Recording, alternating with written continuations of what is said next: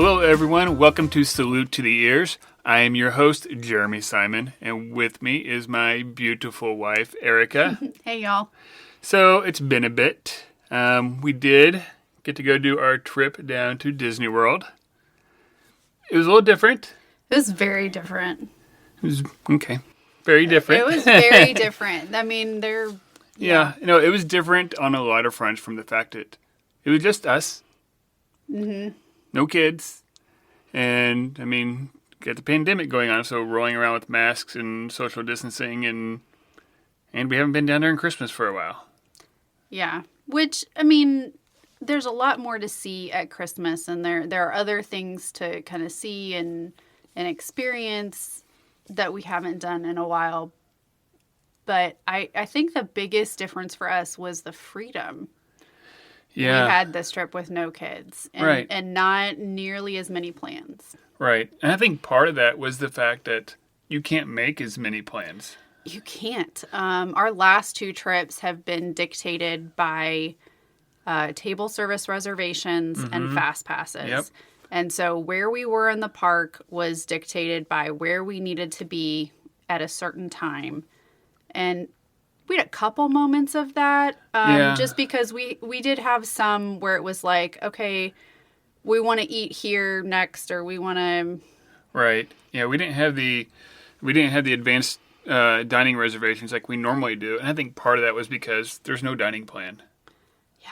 So with no dining plan, we didn't make nearly as many reservations. No, I think we had Two.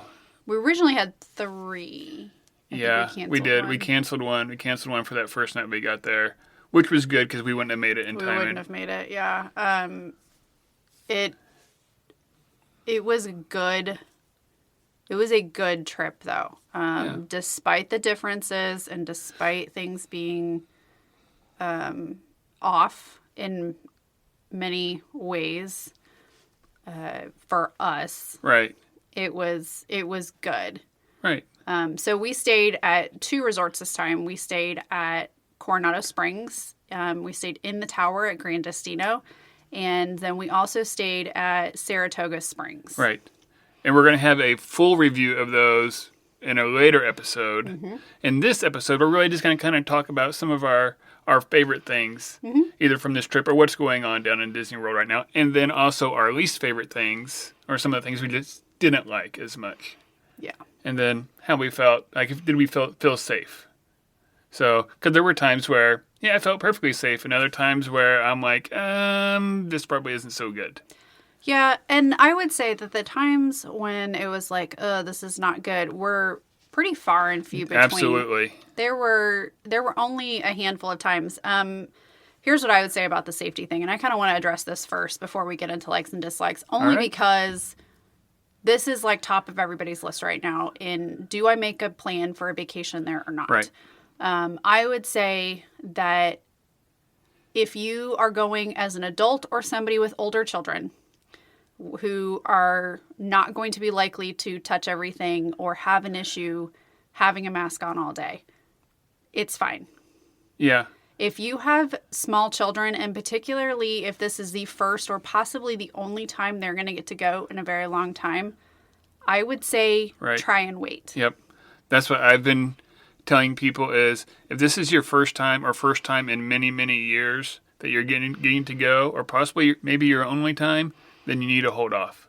Yeah. I would say that's true for probably the next 6 to 8 months. If you're talking a year from now, it may look a little different and it may be a little better. Right. Now, if you've been before, you go fairly often, it was still really nice. Yes. It was still really nice. Safety-wise in the parks, like, tip of the hat to all the cast members. Like, they were doing an awesome job. They were doing a good job going around, wiping down the bars, like all the divider bars, and sweeping, keeping everything picked up, trying to make sure people were wearing their masks. Yeah. You could always tell when they were cleaning certain rides because the ride would stop and they would, because it would be like the line would just all of a sudden, you'd be moving pretty consistently. And then all of a sudden it would just like stop for 10 minutes. And that always seemed to be when they were cleaning stuff. But we did actually get to watch them sanitize on one of the rides on Rock and Roller Coaster. Oh, yeah. So we were actually just before you get divided into what row you're going to go into. And so we actually got to watch them go through and sanitize each of the cars. Mm-hmm. And so it actually happened twice on each car. Yep. And so somebody came in and swept through with the sprayer going from front of the cars to the back, and they did like the back of the seats, like the part where your back rests against the seat. And the other person went from the back to the front, and they did, they swept with their sprayer. They did like the front half of the inside of that car. And so they were hitting everything. And so then they ran the coaster through to dry everything off. Yep. And then they did it again. Mm-hmm. And then they ran it through. And so that was really nice because we'd seen them, wiping things down around restaurants and around, tables and spaces like that. Yeah. But to actually get to see them do one of the rides and see the care that they were taking to do it. They weren't just half-assing it. No. And even in Grandestino especially, they were everywhere. Yeah. Cleaning. And so nice. So nice. Super nice. They were wiping down the chairs, elevator, tables, railings, everything. Yeah. And super nice, very friendly, wanted to talk to people.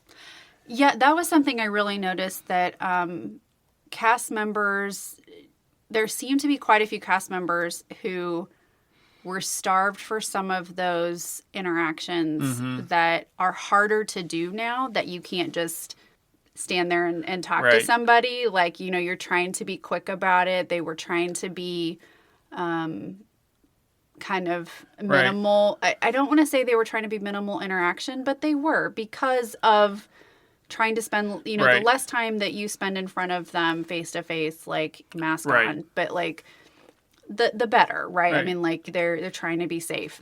So not as a diss, but like you could tell the ones who really used to get to talk to people more and no longer do. Right. Yeah.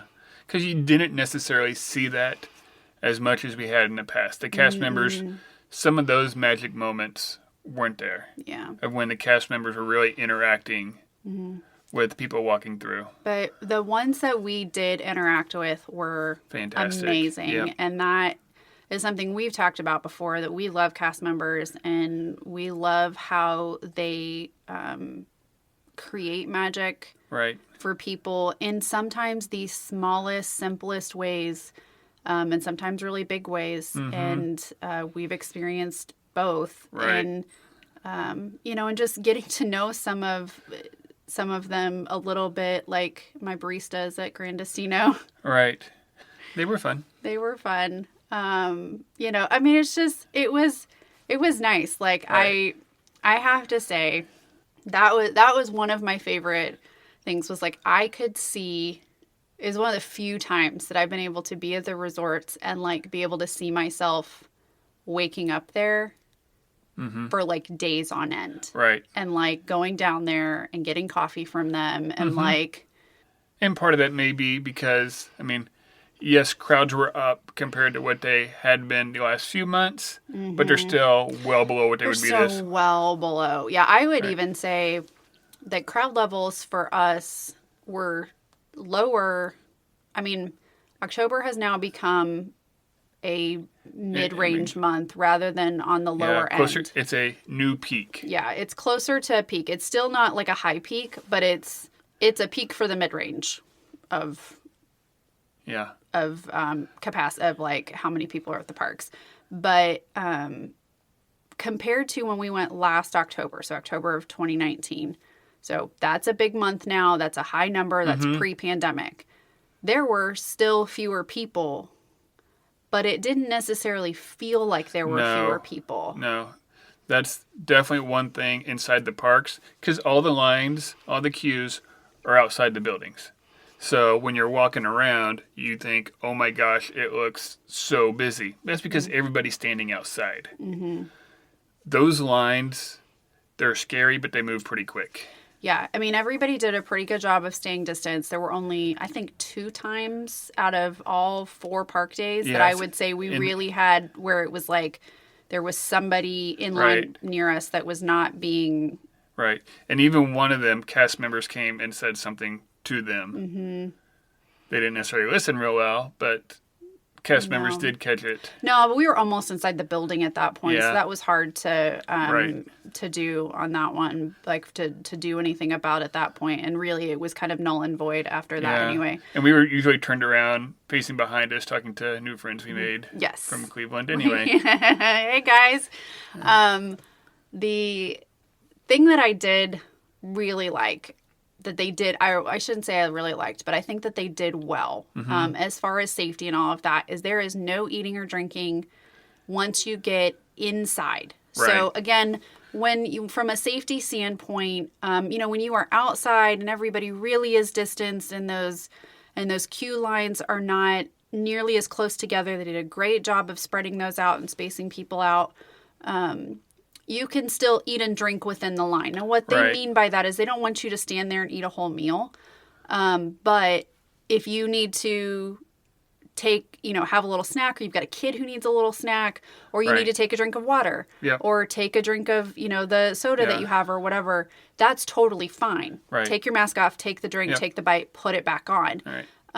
And so they're totally okay with that. And then there's signage and trash cans right before you walk into the inside part of each queue.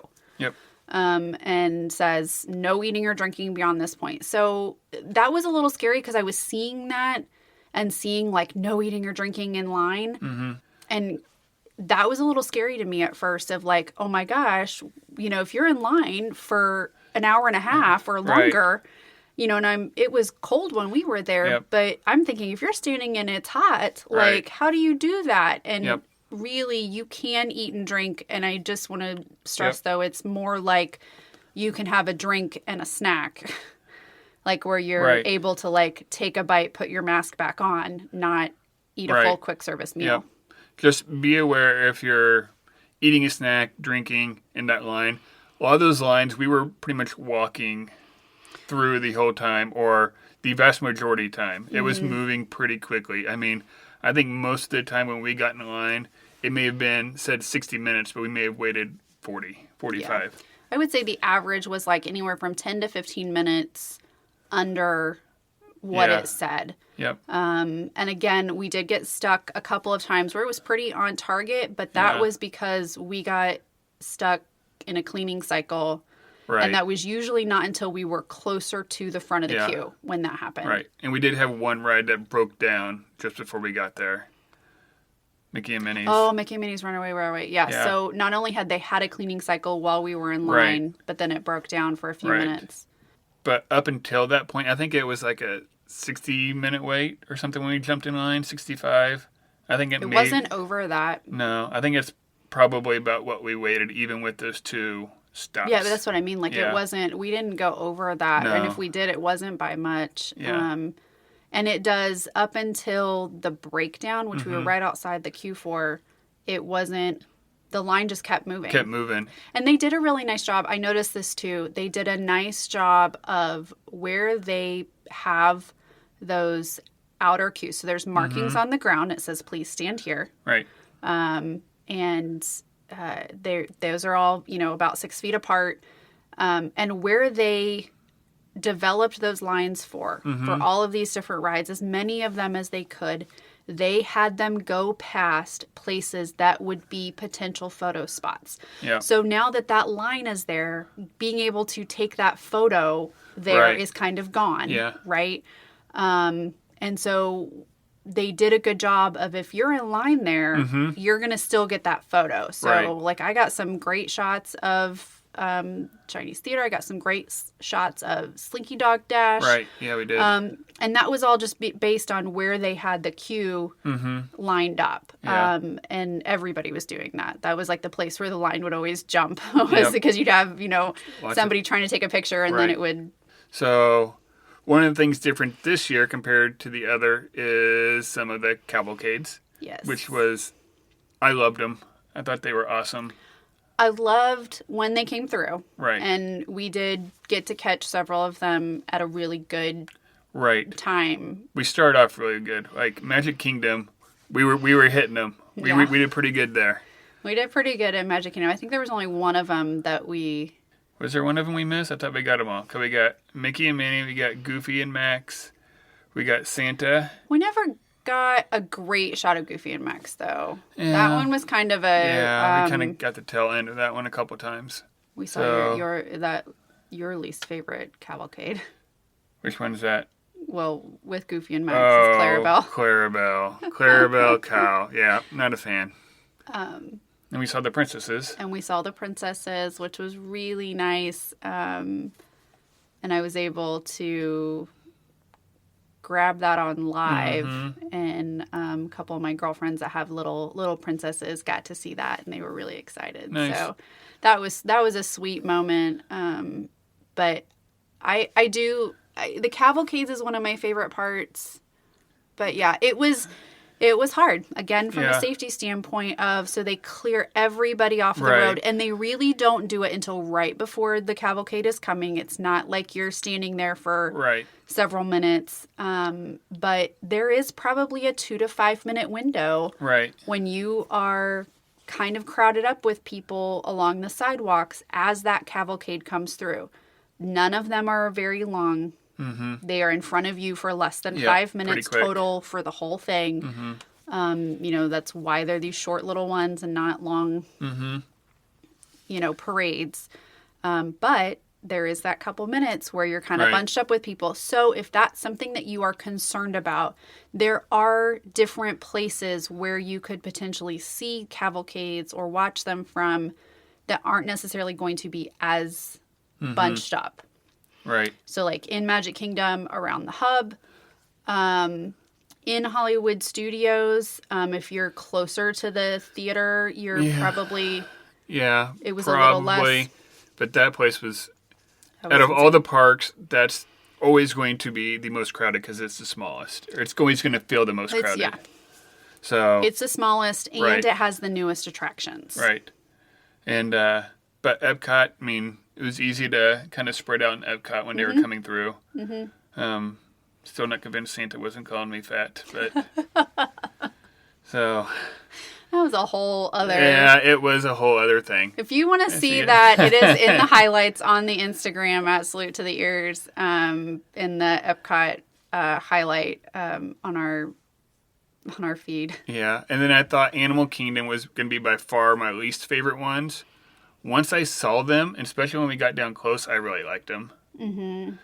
When we got down close and they were going by on the boat, on the river, it was kind of nice. There's kind of a hidden gem of seeing them, and that is there's a walkway in between Pandora and Africa. Mm-hmm. And it's very quiet. It's very serene anyway. I mean, but it was the quietest spot that we found in Animal Kingdom, and we actually saw Santa there, and that was a really great view across the bridge of seeing the cavalcade go by, and where you actually get to kind of see them closer, because in several points around Animal Kingdom you don't see them very close, just because the water is not necessarily that close to the walkway, depending on where you are in Animal Kingdom. And I felt like in all the parks with the cavalcades, they did a really good job of trying to make eye contact or really look at you and wave at you if you were engaging them. Yes. I think in Animal Kingdom, right there in that spot, they were so starved about they wanted people close and being able to engage them that it became that much more personal. Mm-hmm. So what were some of your other favorite things, happy things that you really liked?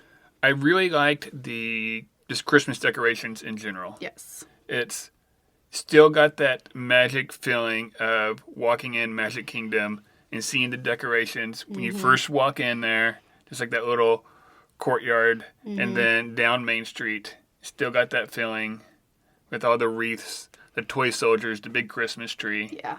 That was still really nice. I still really like that one a lot. Just Christmas decorations in general. I say that about Magic Kingdom, but I think my favorite tree was probably over an Animal Kingdom. Yeah, that one was really awesome. I liked the way that they incorporated just different aspects of the park within it. It wasn't just more African decoration. It wasn't just more Asian decoration. It was Right. very mixed, and it was a really pretty tree. Right. I think the thing I liked the most was how different each area was decorated. And so, like, and I don't even mean just, in Magic Kingdom and in the different lands. Right. But each of the trees within the resorts have all of their own decorations. Each of the trees, for each different park has their own Right. decorations. But even, like, we noticed that the decor is different on one side of Main Street than the that's other. what I was going to say. Yeah. It was just small details. It was just stuff with the garland. Yeah, it was super similar. And if you weren't looking, you would have never noticed. Like, you wouldn't have picked up on it. It was very, very similar. And it was that way in a lot of places where it was very similar to other places or other similar, areas. But just a tweak different. Yeah. But I think you could almost say that about, like, a lot of the trees or just decorations in general, is they were very specific to the resorts or the parks we went to. But if you're just looking in general, you're like, oh, yeah, look, another pretty Christmas tree. And you don't notice there's some, like, hidden stuff in there. And that make it very specific for that resort or that park. Which was also one of my favorite things, was getting to bounce around and do kind of some resort hopping. It's a little bit more difficult now than it was in the past. Now they really want you to have a dining reservation or mobile order. We were able to do it with mobile order and go to different resorts. Like, we hit several resorts. We did, and part of that was dining reservation based. So we had dining reservations at Grand Floridian Cafe, and then we also had dining reservations at Olivia's at Old Key West. And so those two we were able to go and see just because of having those dining reservations for a table service restaurant there. Getting to Grand Floridian was easy. We did that the day we were going to Magic Kingdom, and we actually just took the ferry over. Right. So that was really nice. That worked out well. And there were really no questions asked because we were going from the park to straight there on the ferry. Straight there. Right. We had a little bit more of an issue getting to Riviera. So we actually did a mobile order for Riviera, and what we did was we took the bus to Hollywood Studios from our resort, and then we went to hop on the Skyliner. Well, the thing is that Hollywood Studios wasn't open yet. Was it? No, Hollywood Studios was open. Oh, Epcot was not. That's what it was. So us because of walking up, like if we would have just walked through security at Hollywood Studios and turned around and come back from Hollywood Studios and tried to get on the Skyliner, I don't think it would have been an issue.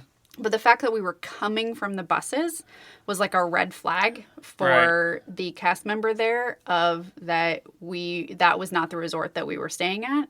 Right. And so that one was a little more difficult of having to show them like, hey, we already have a mobile order in. Yeah. Here's our window. Once we showed them that, it wasn't that much of a problem. No. That was at Hollywood, and then they asked us again at the hub over by Caribbean Beach. And both of them said, at first, they said just get off over at Caribbean and walk over. So that's another option. But then the last guy said, no, it is running. You can get over to Riviera. Go ahead and hop on. You'll be fine. Yeah. So the problem is that Epcot wasn't open yet. And so typically the Skyliner between the hub and Riviera or the one from, isn't necessarily operating yet because you're not going to Epcot yet. Right. And so they're basically just loading people from Riviera over to Hollywood. They're not letting people go over to Epcot at that point. So, but from Riviera, we were able to walk over to Caribbean and see that one. So, which is where we stayed last October. Right. So we already kind of knew, but what we were really just looking at was the decorations and we wanted to check the gift shop for a couple of things. Right. See if they had some stuff that we had seen the year before that we were looking at, which they did not, but that's okay. Yeah. I have to talk about, though, the smell in Grandestino's lobby. Oh, boy. That is without a doubt one of my favorite things. That wasn't an oh boy, like it smelled really bad. That was like an oh boy, like make you melt kind of smell. Riviera's was a close second. Right. And that's what made me think of it, but it smelled so good. You can smell it through your mask. Yeah. Which is really good. Now, you tend to get headaches from smells. I do. Almost did there. It seemed like the smell was originating from down in their lobby in the men's restroom. I don't know what's up with that. But it was super strong there. Mm-hmm. But the rest of the lobby, you got like it's like a 2-level lobby almost. Mm-hmm. It was strong, but it wasn't. It was a pleasant strong. It wasn't strong. An unpleasant strong. I kind of wonder if just nobody's using that bathroom down there. Yeah, because of where it's at. And so if there's like a sprayer in there that goes off every 5 minutes or 15 minutes or whatever, I wonder if it's just been going. And if there's nobody coming in and out, it's just going to get trapped. Conventions, when they got conventions and stuff going on, it probably gets used all the time. Yeah, that door is always opening. So, but no, that smell, if I could bottle it, I know there's places that are doing candles of all the different smells around the park. Most of that has to do with rides, though, right? Or like or the classic hotels like Grand Floridian, Contemporary, which I didn't feel like had a super distinct smell within the lobbies there, in Grand Floridian or at Saratoga or Old Key West. Right. I didn't feel like we got that with either one of those, but I definitely did with Riviera. I definitely did with Grandestino. But it was good. Like, I think the other big favorite for me, which I was worried about this because we've talked before about my favorite things is the shows on the castle and the fireworks, and I stand there and cry like an idiot every time. I loved the projections on the castle. Yep, me too. And I loved the projections on Tower of Terror just as much. Yep, those were fun. So the name actually changed with the projections on Tower of Terror, depending on the scene. Right. So they actually have a Toy Story one, which was really fun and very cool. Right. And so instead of being the Hollywood Tower, it was a Hollywood toy. Like, you watch the Pixar ball, like slide down a slide across the tower. I mean, it was so big and so cool. Like, and that's something we haven't seen before. Nope. And it's fun. It's entertaining. You can see it from a bunch of places. There were some people kind of crowded up towards real close to it. But it's one thing I noticed with the castle, because we walked through the castle when the projections were going on. We're able to turn around and look. The closer you are to it, not necessarily distorted, but it's a Monet. Yeah. So for anybody who gets that reference, it's a Monet. It's, from far away it looks great, but up close it's all messy. It just isn't as crisp. Well, yeah, but that's just part of. Right. I mean, you get that's that the way it's with designed. You get that with think about even the regular projector we use for like putting something up on a screen, like a flat screen. That happens too. I mean, the farther away you get, the less crisp that projection is. So, I mean, Right. Nope. Absolutely love the projections. They were fun. I know a lot of people miss the lights on the castle. I'm not sure we're ever going to see them again. I think they might be done. I think they might be done, but it was really, it was that pretty. I will say, I do hope that the show part gets to come back and the fireworks and all of that with it, because we have seen that, and we've seen that as the regular show of like Happily Ever After, and we've seen it as the Halloween one, and both are incredible. Yep. And just, they completely pull at every like emotion that you have. And like the bedtime story one that they used to have. Like, it's nice, and it's a good way to entertain people, but keep people moving. Yes. So projections are definitely a good thing, and I think they'll only get better as time goes. They might add more to them. To be able to incorporate the shows better with them, and you don't have the crane there for a couple months out of the year. Yeah. I mean, you'll still have the crane every now and again because there's still always going to have to be repairs and different things that are going to need to be done, across there, which is fine. But yeah, it won't be there nearly as much as long as they don't put the lights back on. I really liked the color of the castle, though. I was surprised. There's the regular new paint job. I was surprised how much I actually liked it. It ended up feeling like, oh, this is what it's always. Right. No, and seeing it in person was much better than seeing the pictures of it. And we even saw it on a cloudy day. Yeah.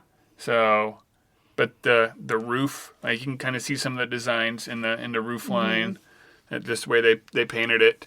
Really liked it. And now seeing pictures of it the way that it was when it was just gray. Yeah. So if you watch on Disney Plus, they have a new series called Sunrise.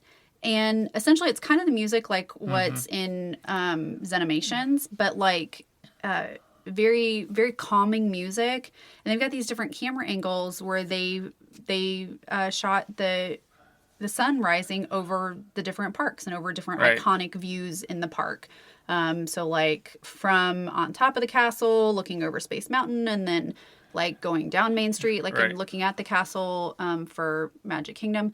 But they shot it before the new paint job. Yep. And we were really surprised because I thought, man, you really missed an opportunity here during the shutdown part to reshoot that. Yep. And have it have the new and current, and what you're saying is going to be the color for a long time.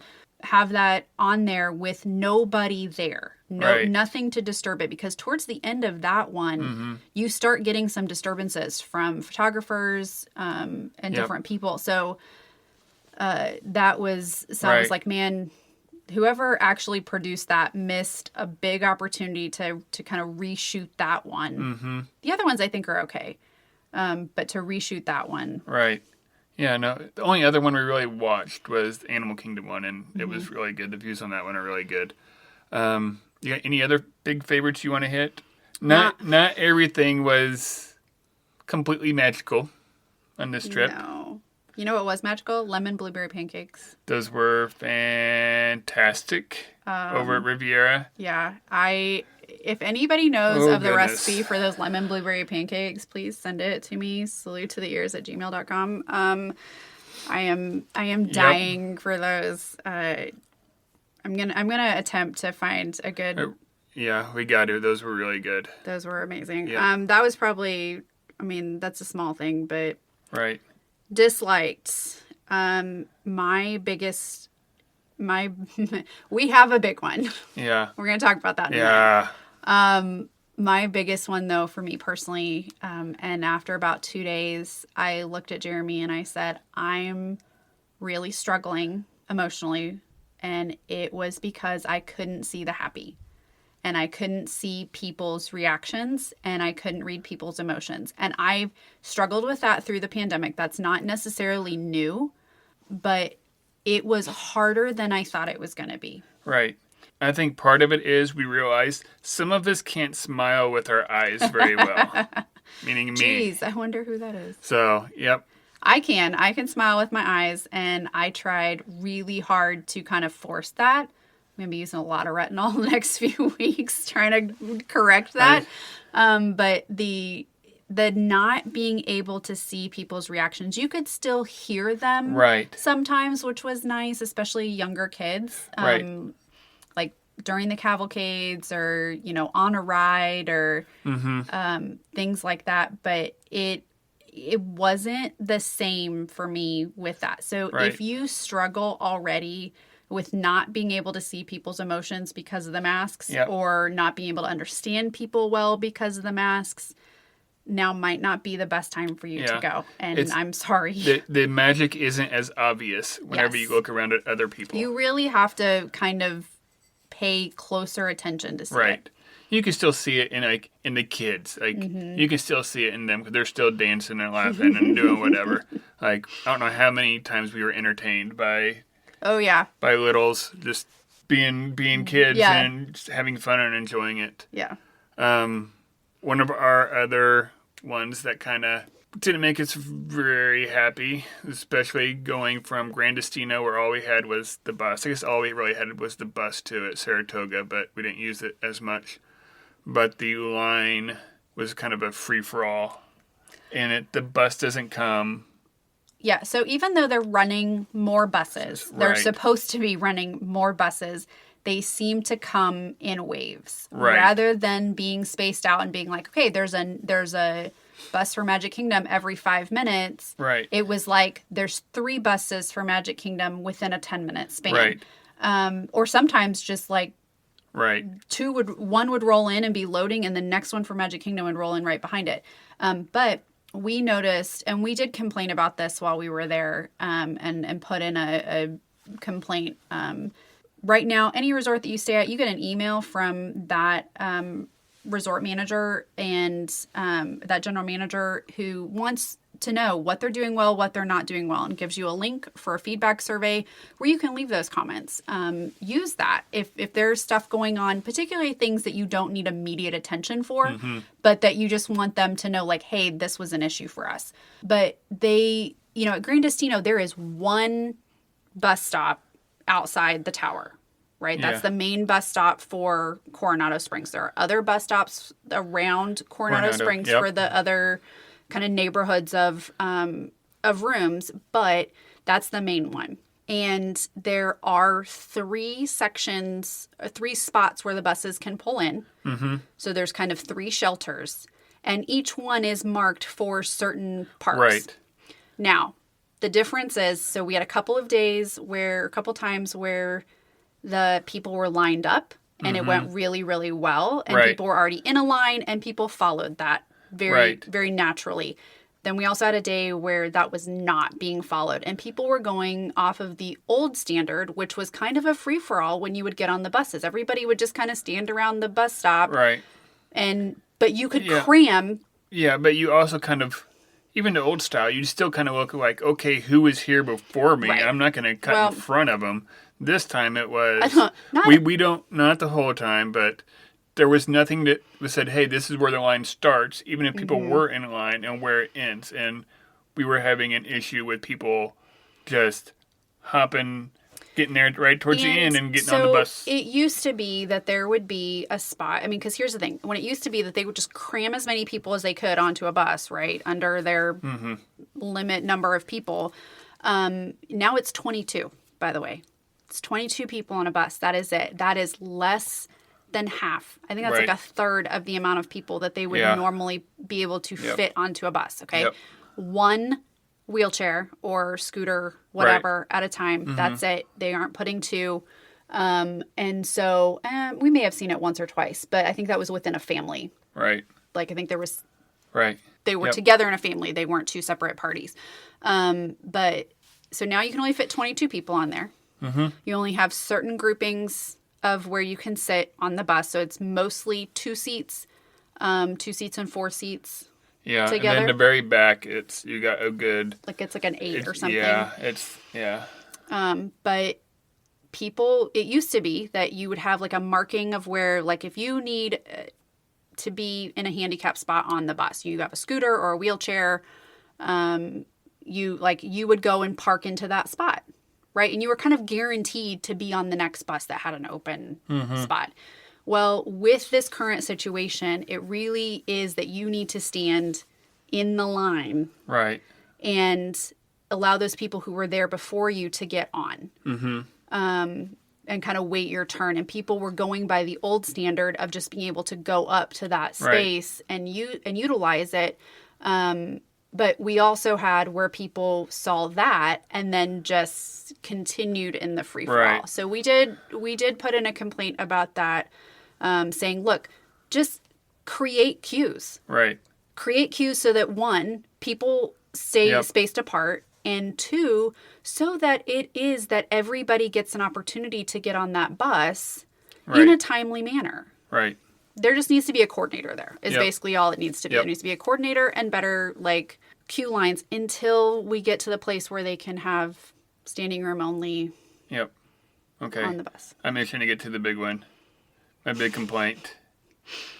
And this is going to be a lot of people's big complaint. There has got to be a better way to get boarding passes on rides. It was stupid how fast they went. He's talking about Rise of the Resistance in Hollywood Studios. I just don't want to get that confused with rides. Yes. Like, nope. Yep. Rise of the Resistance. One specific ride. Right. And you get the first chance at your boarding pass at 7 o'clock in the morning. Mm-hmm. I got up at 6:45, pulled up one phone with the actual world time. Another phone ready to go, start trying to get them at 6:58. At 7 o'clock in like 10 seconds, I got the notification that they were already full. They were gone in under a second. At the 2 p.m. At the 2 p.m. one. So we were actually in line for Smuggler's Run. Both of us on our phones, several people around. I mean, half the line for Smuggler's Run was also then trying to get a boarding pass. Right. Nobody around us got one. Nope. Like, we're as close as you can be to that ride within the... as close as you can be to Rise without standing just outside of Rise. We're within Galaxy's Edge. We're on. One of us was on the Wi-Fi. Some people were on the Wi-Fi. Some people weren't. There's a lot of conspiracy theories about this. Yeah, we heard several while we were there. But majority of the people that we talked to said they didn't get one. Right, and that was going to be their only shot. And that was something that we said, look, there's no perks right now for resort guests. Right. That should be one of them. Right. Is one guaranteed rise per like 5 days. Yeah. If you're there for more than 5 days, then it resets. But give you 5 days, and cause that's kind of what they kind of typical vacation. Like it gives you a chance to hit all the parks. Mm-hmm. You get one guaranteed pass for your party per that time. Like, that way you can say, okay, this is the day I want to go. And they can be like, oh, well, we don't have any more that day. How about this day? Mm-hmm. And then they can kind of control the flow of how many people are in the parks. Because we definitely noticed that throughout the week, that park had 2 days that were real high and 2 days that were pretty low. Right. I mean, for it. Like, I don't... They were still the highest of the 4 parks, but like... No, it really seemed like a lot of annual pass holders, people who go there a lot, are the ones who are really getting a lot of the boarding passes. Mm-hmm. And I will just go back to, like, if I'm going to pay to stay on property and pay to invest in the Walt Disney World Resort that much more, and there's no other perks, there's no dining plan, like your only other perk is transportation, and even then they make announcements all the time while we were there about, like, hey, don't forget that it's free to park at the parks, like, since you're a resort guest. And so, like, they're encouraging you that if you have a car, to go drive yourself. So that's not even really, like, still, like the biggest perk. So no dining plan, no early fast pass. No. Like, that was another perk, was getting the extra hours. Extra magic hours and the extra time, because you would get fast passes earlier than non-resort guests. So so there's no fast passes. Yep. There's no dining plan. Right. The transportation thing is kind of it's a perk, but it's it's a perk. It's a perk at some resorts more than it is at others. Yes. And then and then you're not getting early, you used to get earlier table reservations. Or no, I guess they're just open 6 months early for everybody. Right. It's just, there aren't the perks. No, and that is not one that they could really do to encourage people to stay on property versus not staying on property, which also helps control knowing as far as COVID numbers and any infection and all of that. Yep. And, you know, just allows them to kind of control the narrative a little bit more there. But it would get more people to be like, yeah, I'm going to spend the extra money to stay on property. Right. If that's the one thing you really want to ride when you're going down there, it makes a difference. I know for people who maybe live down in Florida or live close and they get to go quite a bit, they may not necessarily understand how missing out on a ride on something like that could kind of take down your day. It can make or break your vacation. Like, depending on how big of a fan you are. Right. I mean, that could really be the thing that you were going for. And now that's the one thing you didn't get to do because your phone isn't AT&T. That's one of the conspiracy theories. I don't know. We honestly don't know what the thing is. There are people who say, be on the Wi-Fi, don't be on the Wi-Fi. If you're AT&T or if you have an iPhone, it's better. Yeah. If you do it, like, start doing it 2 minutes before. They went fast. I feel like it's not necessarily fair or right for those resort guests who are spending all that money to go. Like, they deserve a shot to ride it. Just once. I mean, I would say if you have 2 park reservations at Hollywood Studios, you're not getting Rise. You're not guaranteed Rise then both of those days, but you're, you know, like, at least get one shot at it. Like, right. And it is hard because, like, they weren't even through all of the boarding groups they could have been through when we got to the 2:00, which means there weren't very many boarding groups available for the 2:00 slot anyway. Right. But I mean, I got it to do, like, join group, and then you're supposed to pick your party, which it automatically picked both of us because we're the only ones in my thing with park reservations. And I clicked select party. Like, I mean, it was like click, click, click, and they were gone. Yep. I mean, so within a second, they were gone. Wiped out. And that's just not.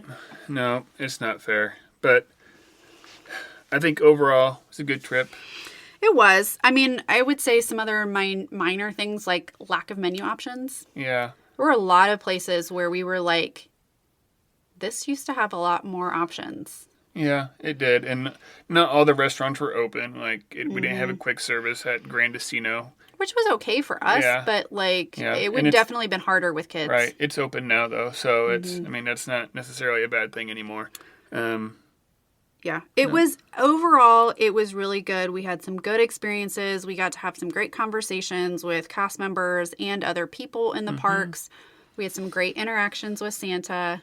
Yep. And we did get to do some things this time that we haven't gotten to do together. Right. The last couple times we've gone just because of kids and one of them not wanting to ride something or time or whatever.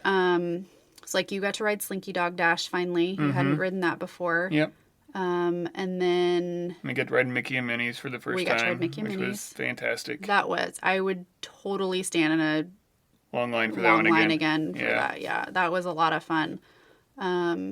And we just ended up in a really good car too. Yeah, we did. Like, so that we were able to get kind of a good view on that one. We loved both resorts. We had a good time there. We'll talk more about that in another episode. But it was a good trip. Yeah. My favorite thing, I got to spend a week with you. Oh, you're so cute. Yep. I love you.